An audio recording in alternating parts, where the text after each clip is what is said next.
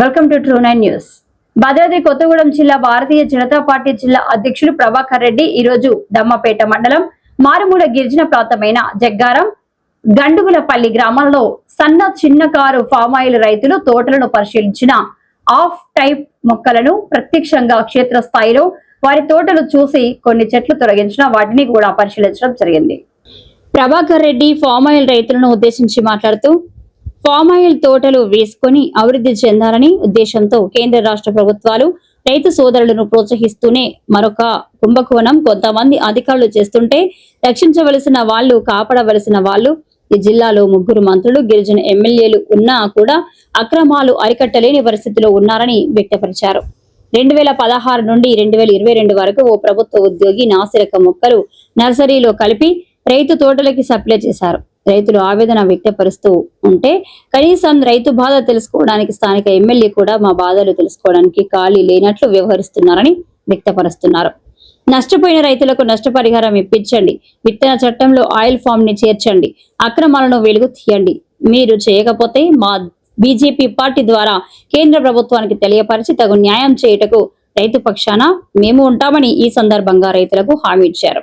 ఈ కార్యక్రమంలో రైతులు కారం శ్రీరాములు, రైతు సంఘ నాయకులు తుంబోరు మహేష్ రెడ్డి, చెలికాన్ సూరిబాబు, వెంకట్రావు, కొరస వీరస్వామి, కురస ముత్యాలు, కొమరం భీముడు, వెంకట్రావు, వసంతరావు, వీరస్వామి, రామకృష్ణ తదితరులు ఉన్నారు.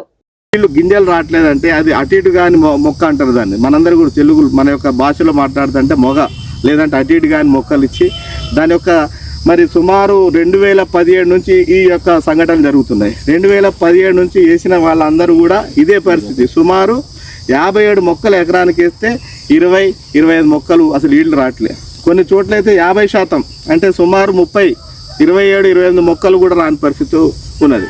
అంటే సుమారు 7 నుంచి 8 సంవత్సరాలు వీళ్ళు మొక్క మీద పెట్టినటువంటి పెట్టుబడి నష్టం ఎవరు భరిస్తారు? కేవలం మీరు 200 రూపాయల కకృతిపడి మొక్క నాసిరకం మొక్క ఈరోజు రైతులకు అంటగడితే మరి ఇప్పుడు ఒక్కొక్క మొక్క ద్వారా సుమారు 1,00,000 రూపాయలు నష్టపోయినటువంటి సందర్భం చూస్తున్నాం ఇక్కడ క్షేత్రస్థాయిలో వస్తే. మరి దీనికి ఎవరు నష్టపరిహారం ఇస్తారు? మరి ఈ యొక్క సీడ్ యాక్ట్లో ఏముంది? మీకు రైతులకు నష్టపరిహారం ఇవ్వాలని చెప్పి మా దగ్గర లేదు, ఆ విధమైన చట్టాలు లేవని చెప్తున్నారు. మరి చట్టాలు లేవని తెలిసి మరి మీరు జరుగుతున్నట్టు అవినీతిలో మీరు కూడా భాగస్వామ్యం అయ్యి ఇప్పటి వరకు వాళ్ళకి న్యాయం చేయాలన్న ఆలోచన మీకు లేకపోవటము, ఈ జిల్లాలో మంత్రిగా ఉన్నట్టు వ్యవసాయ శాఖ మంత్రి, నేను పామాయిల్ రైతు అని చెప్తున్నటువంటి వ్యవసాయ శాఖ మంత్రి, మరి మీకు తెలియదా వీళ్ళ యొక్క బాధలన్నీ కూడా? మరి ఎందుకు మీరు ఇంత నిర్లక్ష్యంగా వివరిస్తున్నారు? ఎందుకు మీరు బాధ్యతారహితంగా ఉన్నారు? మీరు 100 ఎకరాలలో మీకు మంచి సీడ్ తెచ్చుకొని మీరు పంటలు వేసుకొని మీరు బాగుంటే పామాయిల్ రైతులు అందరూ బాగున్నట్టు కాదు. మీ యొక్క తుమ్మల నాగేశ్వరరావు గారు పామాయిల్ రైతు నేను ఒక్కడిని సుభిక్షంగా ఉన్నంటే మరి ఈ జిల్లాలో వేసినటువంటి వేలాది ఎకరాలలో వేసినటువంటి రైతుల పరిస్థితి ఏంటి? వాళ్ళందరూ కూడా గిరిజనులు, చిన్న రైతులు. మొత్తం కూడా ఇక్కడ వేసినంతా కూడా గిరిజనులు 70 నుంచి 80% మంది గిరిజన రైతులు. ఇదంతా కూడా ఏజెన్సీ తెలుసు. 3 ఎకరాలు 4 ఎకరాలు 5 ఎకరాలు లోపు వేసిన వాళ్ళే గిరిజనులు, చిన్న రైతులు ఎక్కువ ఉన్నారు. వాళ్ళందరూ కూడా ఈ విధంగా నష్టపోతే దానికి ఎవరు బాధ్యత వహిస్తారు?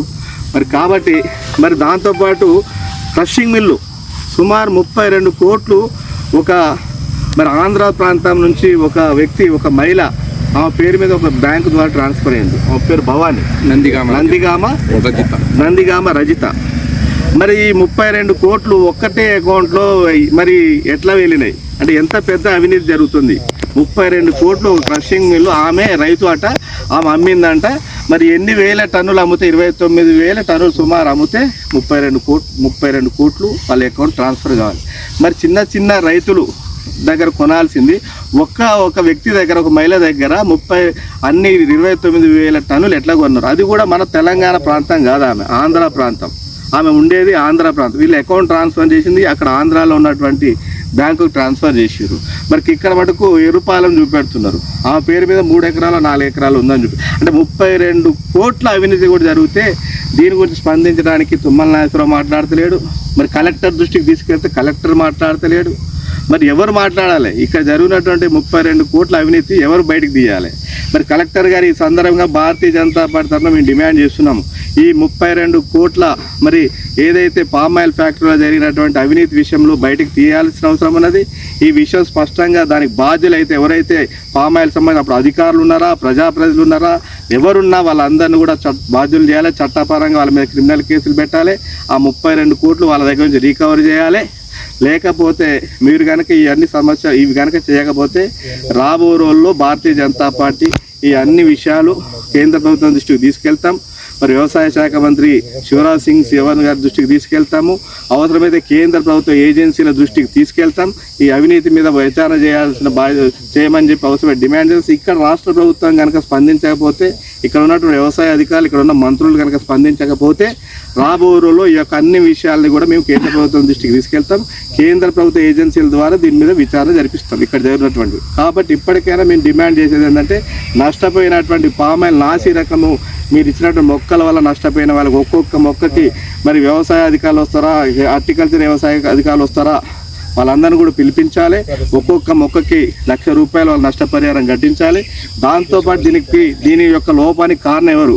Indian council of research for oil field అనే ఒక కార్పొరేషన్ ఏదైతే ఉన్నదో దాని ద్వారా విచారణ వాళ్ళందరూ కూడా వచ్చి వాటి మీద మొత్తం కూడా వాళ్ళు దీని యొక్క లోపాలని మొత్తం కూడా వాళ్ళైతేనే దీని యొక్క లోపాలు ఎందుకు, ఈ మొక్క వాళ్ళు ఉన్నటువంటి ప్రాబ్లం ఏంది, ఈల్డ్ ఎందుకు రాలేదు, దానికి ప్రాబ్లం ఏంది, అసలైన విషయాలు, ఆ అవినీతి విషయము ఎక్కడ పొరపాటు చేయని అన్నీ కూడా స్పష్టంగా మనకి బయటకు వస్తుంది. కాబట్టి వాళ్ళకి ఒప్పజెప్పి వాళ్ళ ద్వారా విచారణ చేయించి దీంట్లో జరిగినటువంటి మరి లోపాలన్నీ కూడా వెలికి తీయాల్సిన బాధ్యత యొక్క రాష్ట్ర ప్రభుత్వం మీద ఉందని చెప్పేసి మేము డిమాండ్ చేస్తూ నష్టపోయిన రైతులందరూ కూడా ₹1,00,000 ఇవ్వాలని ఇవన్నీ కూడా మేము యొక్క రాష్ట్ర ప్రభుత్వానికి భారతీయ జనతా పార్టీ డిమాండ్ చేస్తున్నాము.